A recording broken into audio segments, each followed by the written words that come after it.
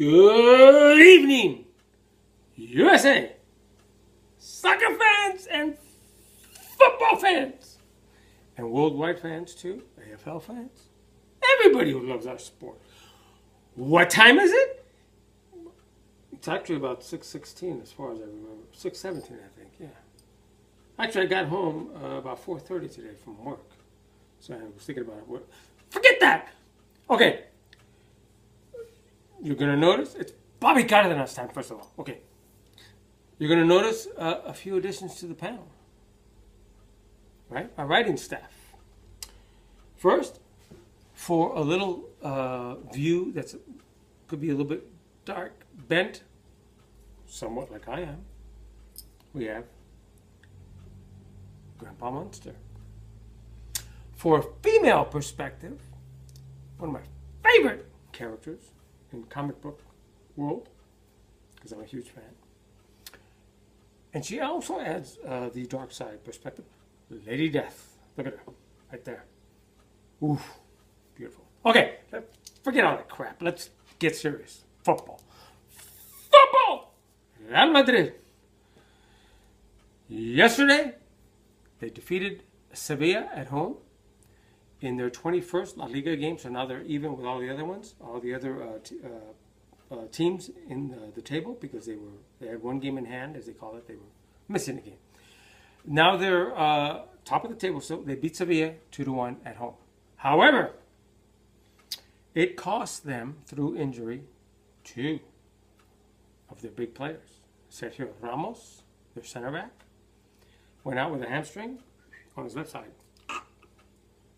Happened when he went in hard, did a tackle to boot the ball over the touchline early in the game too, only within the first few minutes, and then later on. And at one point he just sat down and said, "Hey, hello, sub me up, porque sabes que I can't continue. My thigh hurts over here." And then James Rodriguez, their future star, James, if you can't pronounce James, but broke his metatarsal in his right foot. Didn't look like it was that hard of a play, but he ended up going off to the sideline. He took his soccer boot off. They're looking at his foot. They subbed him out. And then today, they announced he broke his foot. He's going to be out take it easy, Peter Dinklage, 2 to 3 months. I can't stand it, because he was having such a good season. But Sami Khedira, the German international who plays for Real Madrid, who just came back from injury, he's going to have to step it up. Hopefully soon Luka Modric comes back. Maybe Chicharito gets in there more. Hesse, Spanish international, comes back more in there because he's been subbing. So who knows? Anyway, it was a great game. But I have a little bit of a bone to pick with Ray Hudson, who was announcing the game with Phil Shane. Now, I really like Ray Hudson. He's a former player, Scottish player, and former coach in the MLS.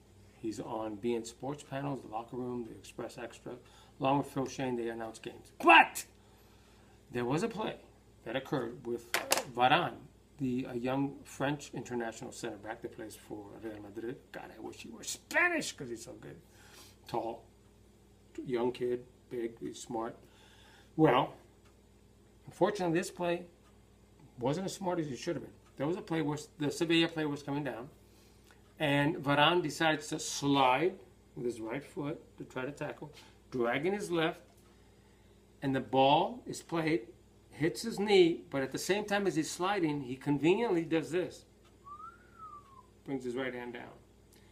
It wasn't for balance or any, and even if you pled the case that it could have been, look, if you decide to start sliding on a play, it's up to you to make sure that your arms, from the tip of your fingertip all the way, are not in a position extended so as to cause contact with the ball. That's not accidental. If you have a chance to move it out of the way, you're supposed to. Well, he didn't, because he conveniently sort of hit the ball. Well, Ray Hudson argued that the ball hit his knee. It's not verbatim. This is what he said.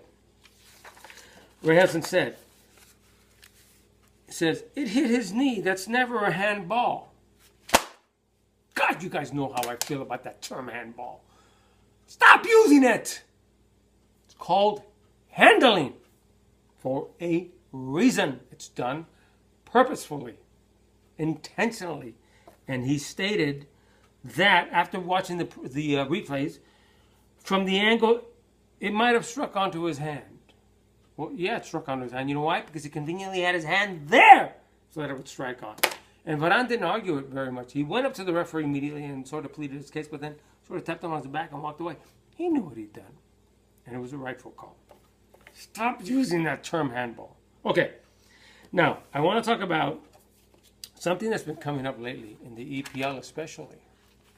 But it's worldwide a little bit, maybe here in the U.S. too. Refereeing. In so much as a lot of calls are missed for various reasons. And the English FA, believe it or not, along with, I just found out, Holland, Germany, and the USA are considering adding what they would refer to as a fifth official in a booth, watching video replay. And they've experimented with this in Holland already this past season in 24 upper division matches, where the managers may challenge a call once each half. But also with the intention that if the video referee determines that something happened wrong, he can tell the referee, yeah. And you know where this really stems from a lot? Is because Diego Costa, the Brazilian-born Spanish international now, who plays for Chelsea, intentionally, last week against Liverpool, stomped on a player's foot while the ball had just gone out of play. Michael Oliver had actually whistled a foul that Diego Costa pushed the Liverpool player along the touchline. So he blew the whistle. So the stoppage of play. And when the Liverpool player was kicking the ball, while he was on the ground, onto the field, like to get it started, Diego Costa, who's reaching for the ball, says conveniently, "Oh, shit, I'm trying to get the ball." Excuse me. "But your foot is in my way, so I got to stomp on it in order to try to get the ball." Boom! Bedlam arose. Everybody's screaming. But nothing was called with Diego Costa. But Monday, this past few days, the FA came down with a 3-match ban on Diego Costa for violent conduct. That was the correct determination. Why? Because the ball was out of play. So when you do something that's violent, when the ball is not in play, it's called violent conduct. If it would have happened during play, then it would be called serious foul play. Both should end up in a send-off, red card. Okay, so that's why we're looking at these things now. Because Michael Oliver, the center referee, if you look at the replays, after he blew the whistle initially, a Liverpool player crossed his path, so he didn't see what happened with Diego Costa. But where was the fourth official? You look at the replays, who's Philip Dowd, who's another English referee that's been refereeing for a while. He's nowhere to be seen. Where the hell was he? Sitting down, eating his popcorn, drinking his beer? I don't know, but he should have been right there. Mourinho, for Chelsea, the manager, right there in his technical area. Brendan Rodgers is right there. Brendan Rodgers, though, is looking at the field. Mourinho's looking at Costa, but he's not looking down. And the assistant referee has his and he's looking straight on, too. Nobody saw it. Nobody, except the player that got stomped.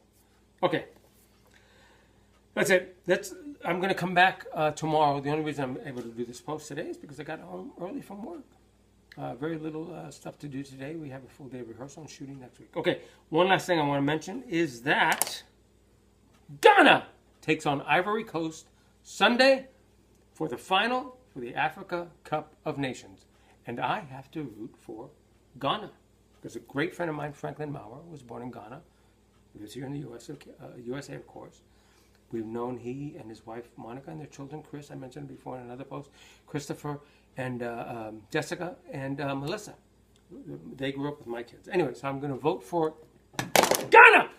Friggin' Dinklage, don't get excited yet. The game hasn't started. Please, crying out loud, control. Okay, so, first of all, cheers. You know.